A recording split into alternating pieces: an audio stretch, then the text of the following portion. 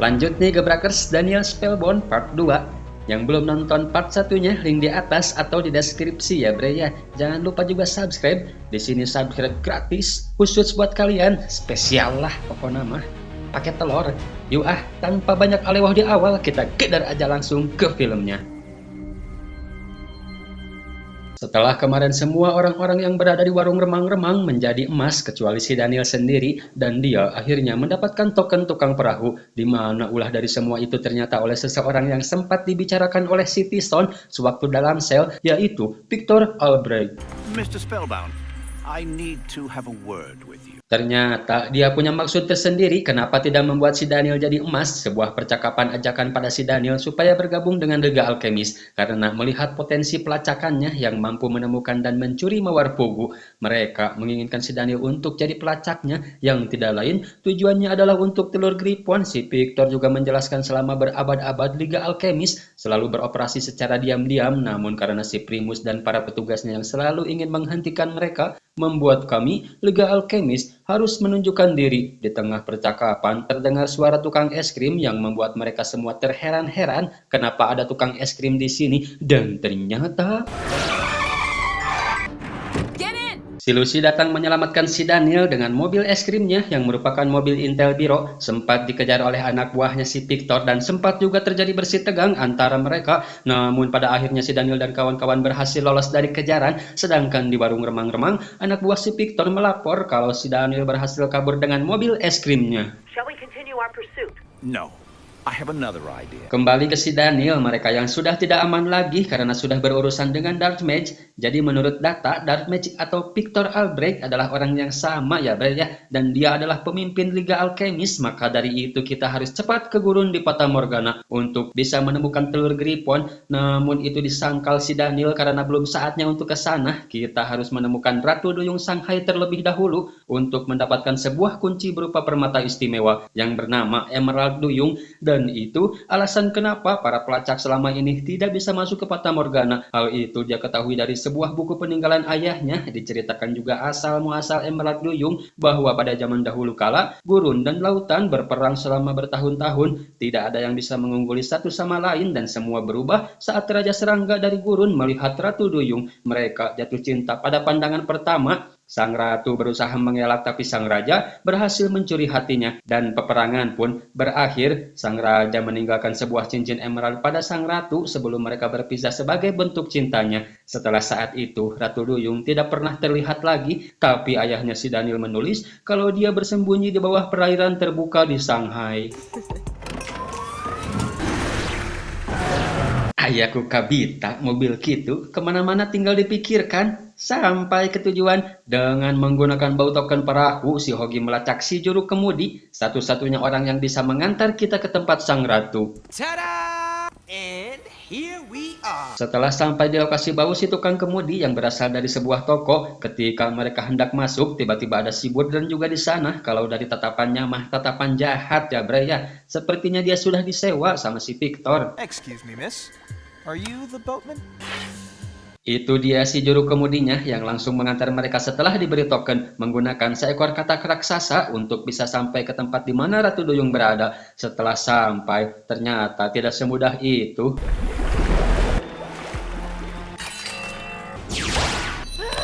Si Hogi yang salah menginjak huruf dianggap sebagai penyusup dengan munculnya semacam dinding energi yang bisa menghanguskan apapun dalam sekejap, dan itu terus bergerak ke arah mereka sesuai yang tertulis pada buku kalau mereka harus menyerukan nama sang ratu dengan huruf yang sudah disediakan. Namun masalahnya si Dani lupa-lupa ingat dengan nama sang ratu, mencoba mengingat apakah Ijah, Inem, Saritem, Markwanah atau Suketi, yang jelas bukan itu semua melainkan dia bernama Narenya!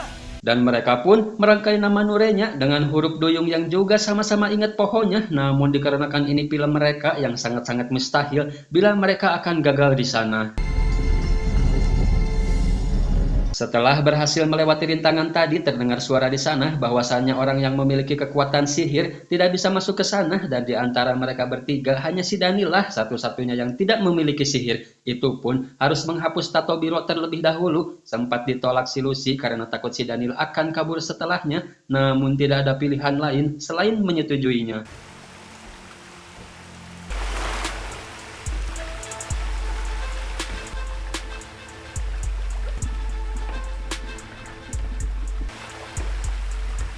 Itu dia Ratu Duyungnya. Beda dari yang kita tahu, si Daniel langsung mengutarakan maksudnya bahwa kedatangan dia untuk meminta izin memakai harta karun sang ratu, yaitu Emerald Raja Serangga.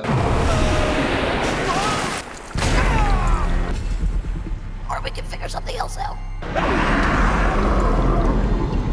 Ya, Ratu Duyung ini ternyata baperan. Si Daniel salah kata dengan menyebut Raja Serangga. Usut punya usut, ternyata emerald tersebut bukan hasil dari buah cintanya, melainkan emerald tersebut si Raja gunakan untuk membantai seluruh bangsanya, mencuri jantung si Ratu dan melelangnya. Tapi untungnya si Ratu sempat mendapatkan emerald tersebut. Tulisan di buku benar, cuma hanya sepenggal cerita sampai pada mereka jatuh cinta, yang padahal si Raja hanya gimmick saja, semata-mata hanya menginginkan jantung si Ratu demi sebuah cuan. Lagi-lagi cuan is number one, meren. Si Daniel memberi penawaran pada sang ratu kalau dia bisa mendapatkan jantungnya kembali, asalkan si Ratu mau memberikan permatanya. Dan jelas, si Ratu sangat memerlukan jantungnya, karena tanpa jantung, dia tidak bisa mengerami telur-telurnya dan membangkitkan spesiesnya. Realm would rise again? Yes, you have a deal, Draka.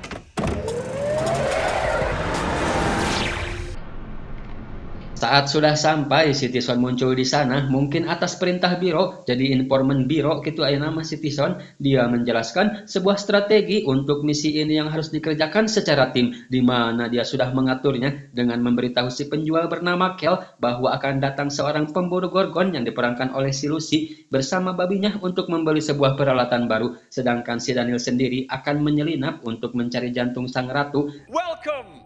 My name's Kel, and you must be my Gorgon Hunter! Mereka pun menjalankan aksinya seperti instruksi si Tison. Si Lucy yang berperan sebagai pengalih mencoba menawar banyak senjata, sedangkan si Daniel yang akan mengeksekusi menemui sebuah kendala saat mau turun, dikarenakan ada sebuah medan gaya di bawahnya yang bisa membuatnya lenyap seketika, sementara si Kel memperlihatkan senjata paling ampuh dengan teknologi terbaru yang bisa mematikan dan menyalakan gravitasi, juga alat semacam ekspedisi yang bisa ngirim benda dan sejenisnya selagi muat di dalam kotak tersebut. Dan si Hogi berusaha untuk mematikan medan gaya supaya si Daniel bisa turun dengan selamat. Mereka berdua pun pergi untuk mencari jantung sang ratu, dibantu si Hogi dengan indera penciumannya hingga sampai pada tempat barang-barang sihir ilegal disimpan, dan di sana juga tempat jantung sang ratu berada. Berhasil mendapatkannya, namun si Lucy yang sudah sangat emosi, jiwa bironya keluar, tidak bisa menahan lagi untuk segera menangkap si Kel. Meski sudah diperingatkan si Daniel, si Lucy tetap menunjukkan jati dirinya yang sebenarnya, yaitu seorang petugas biro. You're a tracker? And you brought a dowser here? Ya, si Daniel pun harus ketahuan kalau dirinya seorang pelacak dan telah membawa seorang petugas biro ke sana, seraya mengancam akan melemparnya ke Tickle Pit. Do what you gotta do. So will I.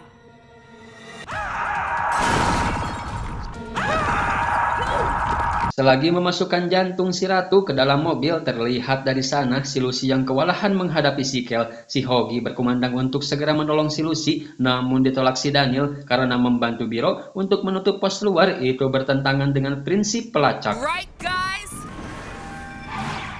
Menikah cida si Daniel, si Lucy pun harus berjuang sendiri untuk menghadapi si Kel. Di tengah keterdesakannya, dia mampu membalikan keadaan dengan senjata sama yang digunakan saat menangkap si Daniel, membuatnya tidak bisa bergerak dan mengirimnya ke sel di biro menggunakan alat ekspedisi yang tadi.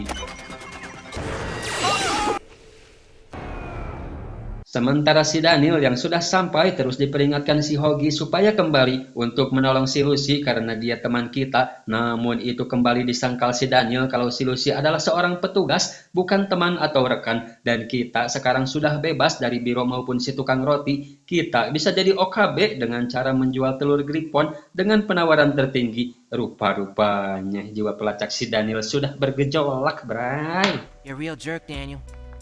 Si Daniel pun kembali menemui sang ratu untuk menyerahkan jantungnya kembali. Ya, si ratu pun kini terlihat lebih jag-jag dan cantik setelah kembali mendapatkan jantungnya, dan sesuai perjanjian maka si ratu memberikan emerald yang diinginkan si Daniel. Juga tidak hanya itu, sebagai makhluk darat pertama yang jujur dan menepati janji, si Daniel dianugerahi sebuah kekuatan oleh si ratu, di mana kekuatan tersebut seharusnya diberikan kepada prajurit duyung yang paling berani.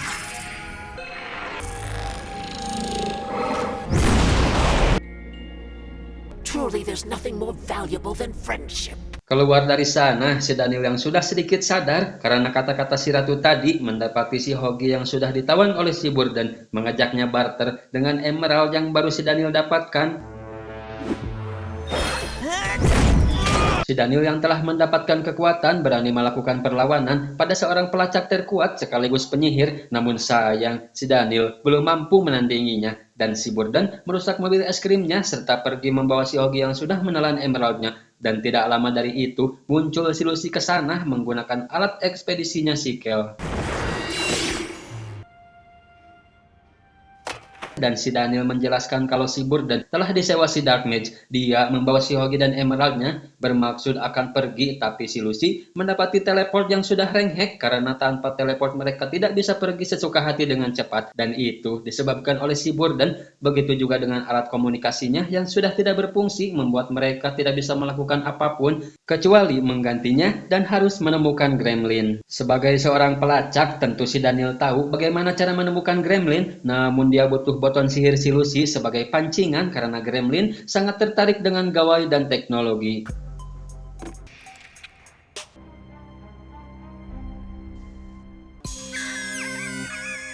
Gremlin call. Meskipun mobilnya juga ikut hilang, tapi itu masih dalam rencana si Daniel. Jika boton ketemu, maka mobil juga akan ketemu dengan mengikuti bekas jejak si Gremlin yang mengarah ke sebuah tempat laundry, berakhir di salah satu mesin cuci di sana. Or is that lavender? Watch this.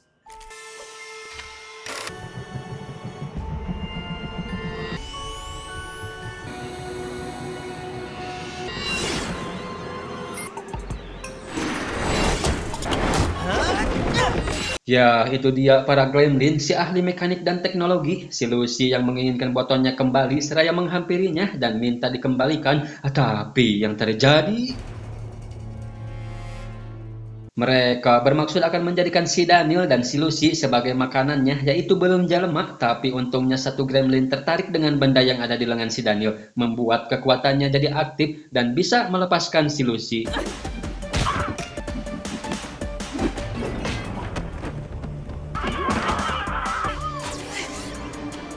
Tongkat boton membuat si Lucy mampu melawan mereka dan si Daniel mencoba berkomunikasi kalau kedatangannya bukan untuk menyakiti kalian, melainkan hanya menginginkan teleport untuk mobilnya. Dan si Gremlin menginginkan cuan, dikarenakan lagi akhir bulan dan usum ngiji, mereka yang tidak punya cuan menawarkan barter dengan boneka pajangan mobil yang gudag-gideg.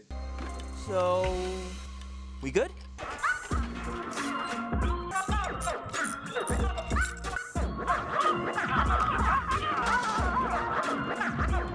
Selagi menunggu mobil diperbaiki, si Daniel kembali ngadaras dengan buku petunjuknya, menemukan kalau telur Gripon itu bukan sekedar kokoneng atau bobodasnya saja, melainkan sebuah energi kehidupan murni padat alias sama-sama benda sihir, namun memiliki power dan energi unlimited.